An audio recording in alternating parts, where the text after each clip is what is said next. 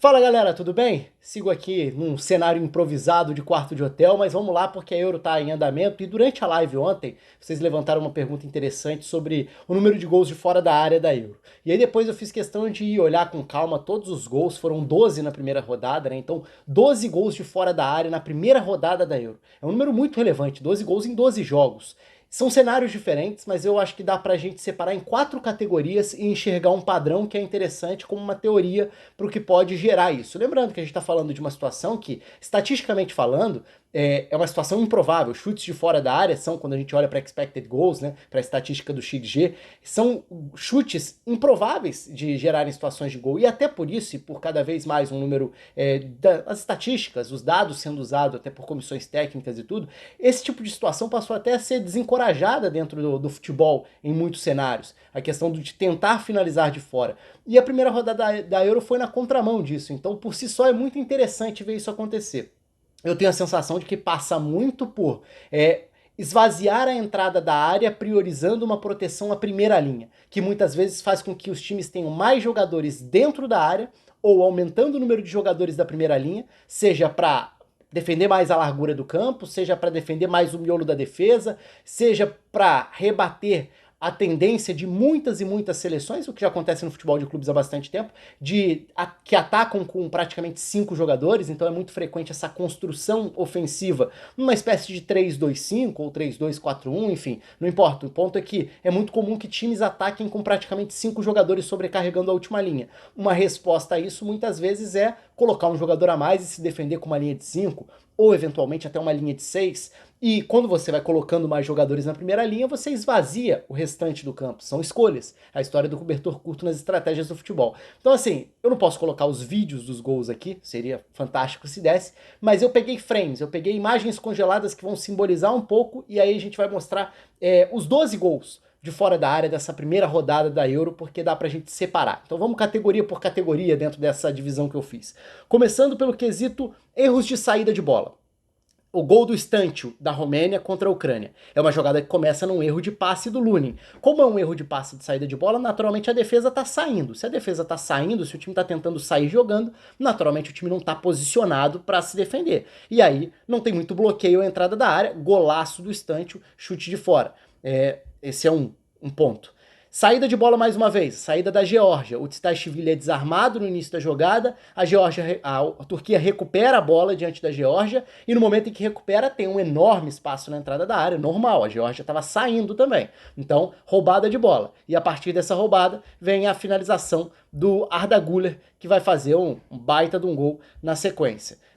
Para continuar na questão saída de bola, erro de passe, nesse caso o gol do Hakpo, né, o gol da Holanda, nasce de uma inversão ruim da Polônia, uma tentativa de saída de bola com um passe longo que acaba encontrando o adversário. Quando recupera a bola, já vem a finalização quase que imediatamente ali do Hakpo na entrada da área, pegando uma entrada de área da Polônia mais vazia, porque também tinha essa questão. Aí uma outra categoria, sobra de bola parada. Natural, muitos times se defendem com os 11 jogadores dentro da grande área, e aí essa sobra, no caso do Janja, lateral esquerdo da Eslovênia, gerou o gol com desvio no meio do caminho, porque esse é um outro ponto, né? Se a área tá muito cheia, a chance desse chute ser rebatido, ser bloqueado, ou desviar até na direção do gol sempre acontece, mas é o gol da Eslovênia para cima da Dinamarca, se enquadra nessa categoria específica aí de sequência de bola parada, sobra de escanteio. Mas tem também os gols que saem de transições, como o segundo gol da Romênia contra a Ucrânia, que nasce de uma roubada de bola no campo de defesa, que gera campo para correr, e com campo para correr, o Razvan Marin vai bater da entrada da área. Também natural, o time correndo para trás, fica mais difícil a gente cobrar uma estrutura de um time mais posicionado sem a bola no campo de defesa. Então aqui a gente está só categorizando esses tipos de gols. E esse gol também teve falha do Lunin, né? Para mim fez uma partida bem ruim. E para não deixar de citar, de um ponto de vista puramente estatístico, o gol do Aktürkoğlu também é um gol de fora da área, aquele gol em que o Mamardashvili saiu, foi lá para a área adversária, no finalzinho, o último lance do jogo da Turquia contra a Geórgia. Então, do ponto de vista estatístico, isso é um gol de fora da área, embora não tivesse goleiro, foi um contra-ataque, por isso eu tô colocando nesse quesito. Mas aí a gente vai pro mais interessante deles, porque aí sim eu acho que a gente enxerga um padrão tático que pode contribuir para esse número elevado de gols na primeira rodada da Euro. Com o gol da Alemanha, que é logo o primeiro gol, o gol do Wirtz, porque aí a gente vai começar a ver um pouco dessa questão de como times que sofreram sofreram gols de fora da área, tirando essas situações já citadas, situações de sobra de bola parada, de erro de saída de bola, contra-ataque, que são situações mais específicas e que dizem menos sobre como uma organização defensiva pode potencializar gols de fora da área, aí a gente entra no mais interessante, que pode ser um padrão a ser observado na sequência da competição. Escócia defendendo com linha de 5. A Alemanha consegue um giro com o Toni Kroos encontrando o Kimmich lá pelo lado direito e tem o movimento do Gundogan atacando a área, o que carrega mais um volante, né? O McGregor que entra na área. Na hora da finalização do Wirtz, o que a gente vê é uma Alemanha que tinha espaço na altura da meia-lua, a entrada da área vazia, porque a Escócia tinha, nessa altura, basicamente 6, quase 7 jogadores dentro da área, porque era a linha de 5, mais quem baixou, no caso, um volante acompanhando a infiltração do Gundogan. Entrada da área vazia de um time que priorizava uma primeira linha com mais jogadores, no caso de uma linha de 5. Outro gol da Alemanha, agora o último contra a Escócia. Era um momento que a Escócia já tinha um jogador a menos, é verdade. É um momento em que a Alemanha troca passes e tenta infiltrar na área. Mas reparem quantos jogadores a Escócia tem dentro da própria área no momento que vai gerar a finalização do Henry Kant fora da área. Então, assim, muita gente dentro da área, bola rolada para trás, vem a finalização do Henry Kant para fazer o gol da Alemanha, o gol que fecha a goleada na estreia, mais um gol de fora da área no momento em que o adversário está todo dentro da área. Mais um lance, agora a origem do gol da Suíça, do Ebscher, contra a Hungria. Hungria se defendendo também com linha de 5. E no momento defensivo, muitas vezes, você tem Szoboszlai e Szalai um pouco mais distantes dessa segunda linha, então nem sempre dá tempo de virar um 5-4. Muitas vezes vira uma defesa em 5+2. Linha de 5 mais 2 volantes. O que, mais uma vez, tem mais gente na primeira linha, pouca gente numa segunda linha à frente da defesa. Olha quanto espaço na altura da entrada da área. Espaço para um passe chegar pelo lado e encontrar o Ebscher para finalização de fora. Gol da Suíça também nascendo disso. Mais interessante, talvez o mais interessante de todos aí, como uma maneira de reforçar um pouco dessa teoria. Itália e Albânia. A Albânia se defende com linha de 4, mas não é linha de 5, ao contrário de outros que a gente viu, da Hungria, da Suíça. Mas a Albânia tem uma característica, e especialmente contra a Itália isso ficou muito nítido, de muita tentativa de proteção à sua primeira linha.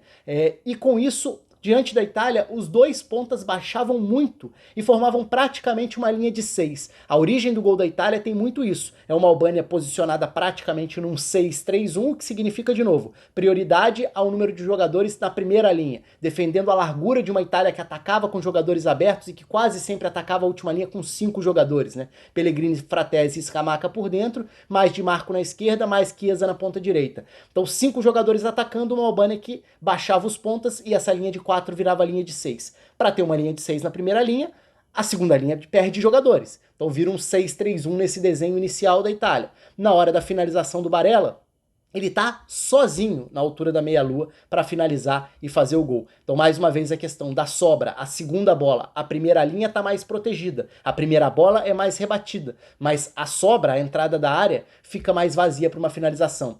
O gol da Tchequia contra Portugal também nasce assim, é um momento de uma sequência de cruzamentos tchecos para cima da defesa portuguesa. Portugal, que também jogou com 3 zagueiros, embora a gente tenha visto poucos momentos de Portugal entrando numa organização, uma fase mais defensiva mesmo, porque a maior parte do tempo teve Portugal com a bola, mas enfim, é o momento em que Portugal também tem muitos jogadores dentro da própria área, até pela ameaça de um jogo mais físico, mais direto, que a Tchequia tinha mesmo. Então, Portugal com muitos jogadores marcando dentro da área, a entrada da área sobra para o Provode bater de fora. Da mesma forma que área cheia, a gente enxerga no gol do Muldur, que é um gol que tem uma ótima triangulação da Turquia pelo lado esquerdo do campo, essa triangulação que funcionou muito bem, com o Kokt, o Kadiorlu e o Kenan Yildiz, os três trocaram muito bem posições pelo lado esquerdo. A jogada vai para o fundo e gera um cruzamento para uma Geórgia que já joga com linha de 5, a gente volta à questão de linha de 5, é um 5-3-2 por si só, ele já tende a ter menos jogadores na segunda linha do que na primeira, e de um time que tenta proteger a área com uma defesa muitas vezes mais baixa, mais recuada. Muita gente para marcar a área, nesse caso basicamente ali na entrada entre marca do pênalti e pequena área. A bola é rebatida, porque a Geórgia quase sempre ganhava essa primeira disputa, mas a sobra na entrada da área gera a finalização do Muldur, e é mais um golaço de fora da área. Então, assim, é muito interessante que a gente consegue dividir e encontrar um padrão, né? Nessa divisão dos 12 gols da primeira rodada, da primeira fase, da fase de grupos da Euro, a gente enxerga, claro, nunca é uma coisa só. Tem vários fatores, como a gente viu, tem várias categorias. Pode ser contra-ataque, que pega a defesa mais aberta, pode ser um erro de saída de bola, que pega a defesa completamente desorganizada porque está saindo, pode ser uma sobra de bola parada, que naturalmente você vai colocar mais gente dentro da área para ganhar esses duelos pelo alto, e às vezes a entrada da área fica um pouco mais desprotegida, mas é muito relevante quando a gente enxerga esse padrão do número de jogadores defendendo a primeira linha e, consequentemente, defendendo mais recuados, quando a gente compara e quando a gente constrói esse raciocínio e enxerga que muitos dos gols sofridos de fora da área foram sofridos por times que se defendem com 5 ou até 6 na primeira linha, que foi o caso específico da Albânia. Mas todas as outras equipes que a gente listou aqui, Geórgia, Hungria, Escócia, todas elas defendendo com uma linha de 5 e em alguns momentos não tendo tanta gente para uma segunda bola, para um rebote, para uma proteção à frente dessa primeira linha, especialmente quando você baixa mais essa primeira linha, é empurrado para trás, o espaço à frente dessa primeira linha acabou um pouco mais desprotegido. É uma resposta absoluta? Claro que não. É apenas uma visão, uma possível interpretação. É basicamente uma teoria que eu tento tirar a partir desse padrão que dá pra gente identificar da primeira fase, da primeira rodada da primeira fase. E um ponto até pra gente observar na sequência dessa Euro, mas não deixa de ser um aspecto tático muito interessante que esse início de Euro trouxe, porque como eu falei no início do vídeo, chutes de fora da área não estavam tão na moda assim dentro de um futebol em que se olha tanto para a probabilidade. A probabilidade de um chute de fora entrar é bem mais baixa. E isso faz com que muitos times deixem de arriscar de fora. Mas num torneio de tiro curto, em que um gol muda completamente as estratégias, os roteiros, a forma de encarar jogos, o chute é muito valioso, porque esse chute de fora pode mudar completamente o roteiro de um jogo. E foi muito isso que a gente viu nessa primeira rodada de Euro. Enfim, o espaço está aberto aí para vocês, deixem aí comentários, outras possíveis teorias também, porque certamente tem outros encaminhamentos que a gente pode levar do ponto de vista de raciocínios. Um abraço para todo mundo e até a próxima.